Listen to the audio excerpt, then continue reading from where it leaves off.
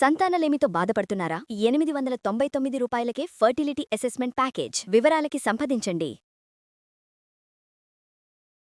నమస్తే అమ్మా. నమస్తే అమ్మా.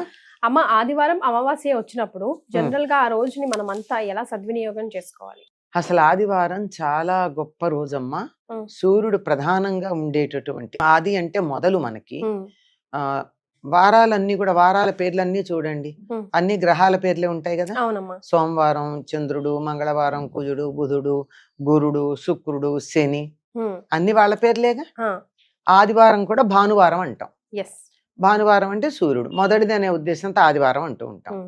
ఎందుకంటే ఆ రోజు తప్పనిసరిగా ఆ గ్రహం యొక్క ప్రభావం అధికంగా ఉంటుంది మనుషుల మీద, ప్రకృతి వాతావరణం అంతా కూడా. ఇది ఎంత శాస్త్రీయం అంటే ప్రపంచంలో ఏ ప్రాంతంలో వాళ్ళైనా వాళ్ళ భాషల్లో వారాలకి ఈ పేర్లే ఉన్నాయి. ఇంగ్లీష్ లో కూడా ఇవే పేర్లు కదా. SUN Sunday, Mann moon day, అట్లా అనమాట. సాటర్న్ సాటర్డే, అట్లా ఈ గ్రహాల పేర్లే ఉన్నాయి. ఎందుకు ఈ పేర్లు ఇలా పెట్టారు? భాష మారింది గాని విషయం మారలేదు కదా. ఎందుకు అంటే సూర్యోదయ సమయంలో ఏ హోర ఉంటే, హోర అన్నదే దరిదాపుల్లో ఇంగ్లీష్ లో అవర్ అన్న పదం వచ్చింది. HORA hour. ఏ హోర ఉంటే, ఏ గ్రహానికి సంబంధించిన హోర సూర్యోదయ సమయంలో ఉంటే ఆ రోజంతా ఆ గ్రహం ప్రభావం అధికంగా ఉంటుంది. సూర్యోదయ సమయంలో ఆదివారం నాడు ఏ హోర ఉంటుంది, దీన్ని బట్టి సూర్యుడిది ఉంటుంది. సూర్యుడి ప్రభావం. సూర్యుడు ఎవరు? ఆరోగ్యకారకుడు. ఆరోగ్యం భాస్కరాదిచ్చేత అన్నారు. ఆరోగ్యం ఎవరి వల్ల వస్తుంది? సూర్యుడు ద్వారానే వస్తుంది. అంతే కదండి. మన దేశంలో సూర్యకాంతి బాగా ఉంటుంది గనకే ప్రపంచం అంతా గిజగిజలాడినటువంటి సమయంలో కూడా మన దేశంలో ఆ వ్యాధి యొక్క ప్రభావం అధికంగా లేదు. మనకి ఉండాల్సినంత లేదు. కారణం ఏంటంటే సూర్యకాంతి. సూర్యుడే ఎనర్జీకి కారణం.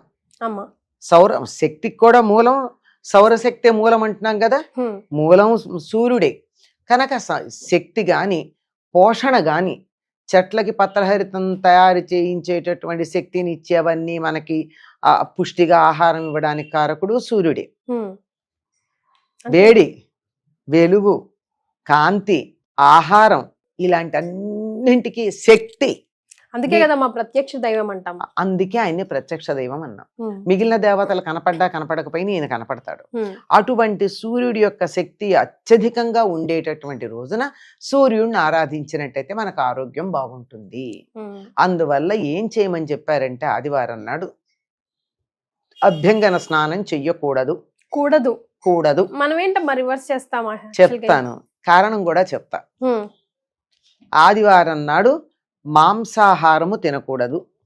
అవును, అదే రోజు తింటాం ఇన్ పర్టికులర్. అసలు దీని గురించి నేను సపరేట్ వీడియోనే చేద్దాం అనుకున్నాను, బట్ టాపిక్ వచ్చింది కాబట్టి చెప్పండి అమ్మా, ఎందుకు తినకూడదు, వై చెప్తాను.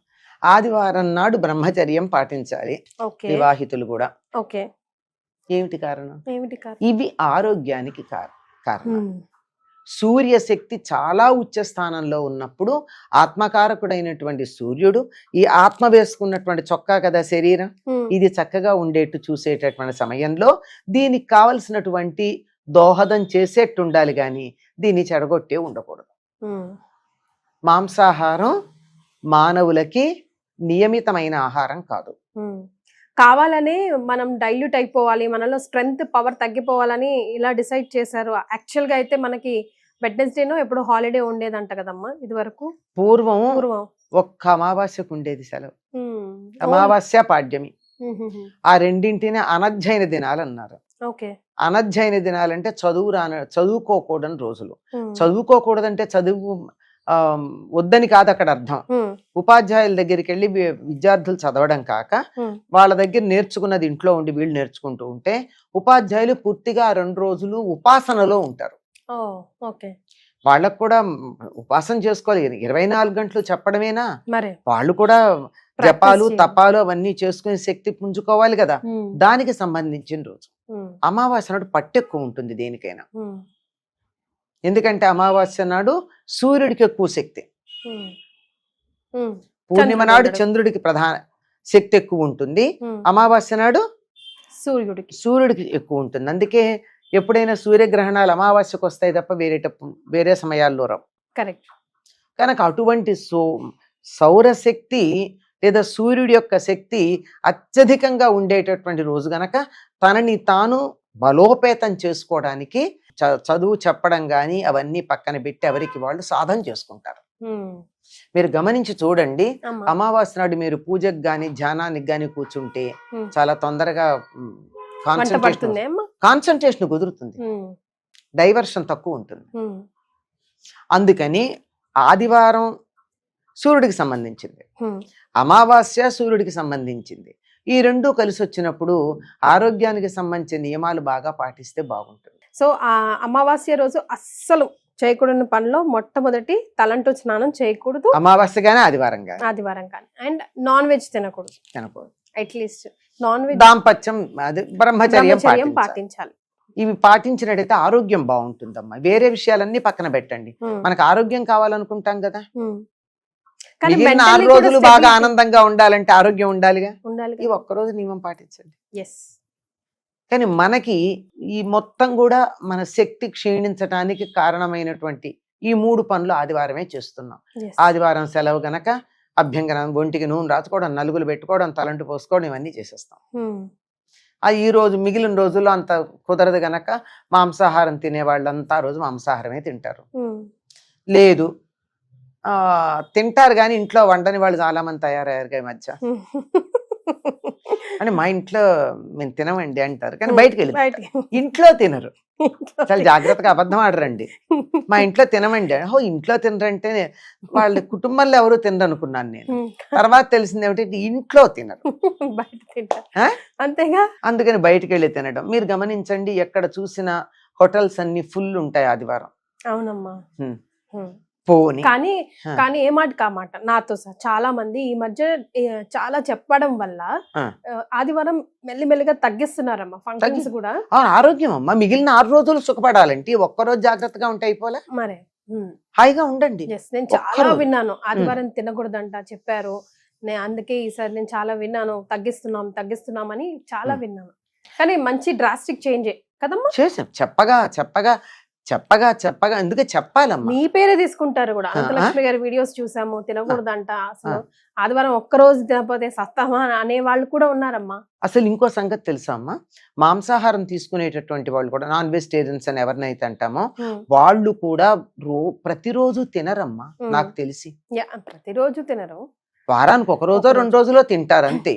మిగిలిన రోజుల్లో మామూలుగానే తింటారు. అంతేగాని ఈ మధ్య కాలంలో నేను గమనిస్తున్న కొన్ని కుటుంబాలు ఎలా ఉందంటే ప్రతిరోజు ఉంటుంది. అసలు ఆ నాన్ వెజిటేరియన్ లేని పూట ఉండదు. పొద్దున మధ్యాహ్నం, పొద్దున ఒకటి మధ్యాహ్నం, అందులో వెరైటీలు ఉంటాయి కదా, రకరకాలు ఉంటాయి. ఏదున్నా లేకపోయినా తప్పనిసరిగా ఆమ్లెట్ అన్నా ఉంటుంది, తేలిగ్గా అయిపోతుందని కదా. ఇలాంటివన్నీ ఉండేటప్పుడు ఈ మార్పులు క్రమక్రమంగా చెప్పగా వస్తాయి. అందుకే ఏం చెప్తారంటే, ఎవరు వింటారు, గొంతు చించుకుంటావు, కంఠశోష అని వెక్కిరించే వాళ్ళున్నా 1000 మంది వెక్కిరించండి, ఒక్కళ్ళు వింటే చాలు నా గొంతు చించుకుంటే అని చెప్తాను నేను. సూపర్, చాలు కదా, మార్పు అయితే వస్తుంది. ఈవెన్ పిల్లల్లో కూడా అభ్యంగన స్నానం అన్నది కూడా భోగానికి సంబంధించింది. ఏమవుతుందమ్మా, ఉదాహరణకు ఒక మాట చెప్తాను వినండి. చక్కగా బాగా ఒంటికి నువ్వుల నూనె రాసుకుని అరగంట నాని ఎక్సర్సైజ్ చేసి తలకంతా నూనె పెట్టుకుని చాలా సేపు ఉండి ఎప్పుడో మధ్యాహ్నం కొంచెం ఆలస్యంగా స్నానం తలంతా రుద్దుకుని వేడి నీళ్ళతో తలంటి స్నానం చేసి వచ్చి బరువుగా నాన్ వెజిటేరియనో లేకపోతే వెజిటేరియన్సే కొంచెం హెవీగానో తిని కూర్చోండి, ఎలా ఉంటుంది? ఇంకేముంది, ఇంకా ఆ రోజు అయిపోయిందా, ముద్దపప్పు లాగా అక్కడ నుంచి అయిపోతారు కదా. అలా కాకూడదు. ఎందుకంటే ఈ రోజు నీ ఆత్మశక్తిని పెంచుకునే రోజు. సూర్యుడు నీ ఆత్మ మీద ప్రభావం చూపిస్తాడు. ఈ రోజు నువ్వు నిన్ను అభివృద్ధి చేయించుకునే రోజు.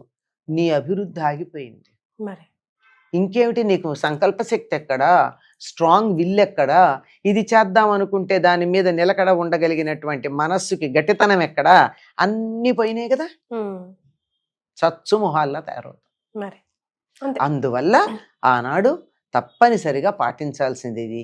అందులో ఆదివారం కలిసి వచ్చింది అనుకో అమావాస్య ఇంకా జాగ్రత్తగా ఉండాలి. అమావాస్యకి సూర్యశక్తి ఎక్కువ అని చెప్పుకున్నాం కదా, అవునమ్మా. తప్పనిసరిగా అది చేయడం.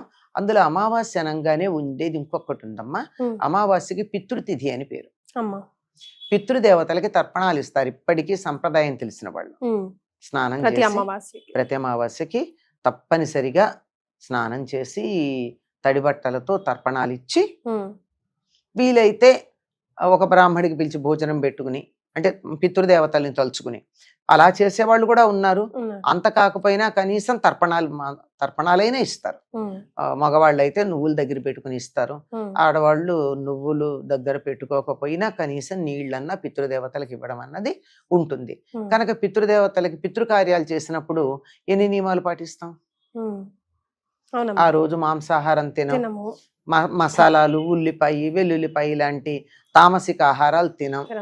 ఉమ్. ఇప్పుడు తమో గుణాన్ని పెంచుతాయి ఇవన్నీ. ఉమ్. అవన్నీ తినం. సాత్విక ఆహారం తింటాం, ఒక్కపూటే భోజనం చేస్తాం. పితృకార్యాలు చేసేటప్పుడు తలంటి పోసుకోరు కదా, Yes. తల స్నానం చేస్తారు. రెండిటికి తేడా ఉంది, తలంటికి తల స్నానానికి. ఉమ్. తలంట అంటే అభ్యంగన నూనె స్నానం, రాచుకుని నూనె అభ్యంగన రాచుకొని స్నానం చేయడం. ఉమ్. తల స్నానం అంటే ఉన్నవాళ్ళు ఉన్నట్టుగా ఒంటి మీద పోసుకున్నట్టు నెత్తి మీద నీళ్లు పోసుకోవడం. ఉమ్. రైట్. ఈ రెండింటికి చాలా తేడా, చాలా మందికి తేడా తెలియదు. అవునమ్మా, మనం దీని మీద ఒక వీడియో చేద్దాం. చేసాం. అలాగే మనం చేసిన వీడియో ఎంత బాగా వెళ్ళిందంటే చాలా మంది నాకు రెస్పాన్స్ కూడా ఇచ్చారు. ఎస్, తలస్నానం, అభ్యంగన మాకు స్నానం. తేడా ఉందమ్మా, రెండిటికి ఇన్నాళ్ళు తేడా తెలియదు ఉమ్. అని గబగబా లోపలికి వెళ్ళి స్నానానికి వెళ్ళిన వాళ్ళు కూడా, అయ్యో నేను ముత్తైదువుని కదా, అభ్యంగన స్నానం చేయాలి కానీ తల స్నానం చేయకూడదని బయటకు చుక్క నూనె నామక ఇంత నూనె పెట్టుకుని వెళ్ళి స్నానం చేశాము అని చెప్పిన వాళ్ళు నాకు పదుల సంఖ్యలో ఉన్నారమ్మా. అవునమ్మా. అంటే ఇది నాతో కూడా బాగా నాకు viral అయింది. ఎదురుపడి చెప్పిన వాళ్ళు. ఎస్. సో ఆదివారం అమావాస్యని ఇలా సద్వినియోగం చేసుకుంటే అమ్మకి కాదు, ఎవరి శరీరం వాళ్ళకి ఉపయోగపడుతుంది. Life నాకేం ఉపయోగం లేదమ్మా, అందరికి నాకు ఉపయోగం వల్ల 10 మంది బాగుపడ్డారన్న తృప్తి తప్ప ఇంకేం లేదు నాకు. మరే అంతకన్నా అదే కదా. ఇంకేం లేదు. వీలైనంత వరకు ఆరోగ్యాన్ని పెంపొందించుకోండి. శారీరకమైన ఆరోగ్యంతో పాటు మానసిక ఆరోగ్యం, ఆత్మ గట్టిపడడం ఈ వీటికి సంబంధించింది కనుక అది పెంపొందించుకుందాం. చాలా సంతోషం అమ్మా, ధన్యవాదాలు.